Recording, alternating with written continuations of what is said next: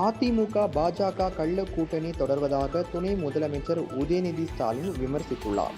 கோவை சத்தியமங்கலம் சாலையில் உள்ள கிறிஸ்தவ பெந்தகோஸ்தே சபை பேராலயத்தில் கிறிஸ்துமஸ் பண்டிகையை முன்னிட்டு கிறிஸ்து பிறப்பு நிகழ்ச்சி நடைபெற்றது. இதில் கலந்து கொண்டு பேசிய துணை முதலமைச்சர் உதயநிதி ஸ்டாலின், உலகமே கொண்டாடும் கிறிஸ்துமஸ் விழாவை முன்னிட்டு அனைவருக்கும் வாழ்த்துக்களை தெரிவித்துக் கொள்வதாக கூறினார். ஆரம்ப கல்வி முதல் கல்லூரி படிப்பு வரை அனைத்துமே கிறிஸ்துவ நிறுவனங்கள் நடத்தும் கல்வி நிலையங்கள் தான் எனவும், தானும் ஒரு கிறிஸ்துவன் என்று கூறிக்கொள்வதில் பெருமைப்படுவதாகவும் அவர் கூறினார். மதத்தை வைத்து அரசியல் செய்யும் ஒரு சிலர் சமூக வலைதளங்கள் உட்பட அனைத்து ஊடகங்களிலும் பொய்யை மட்டுமே பரப்பி வருவதாக அவர் தெரிவித்தார்.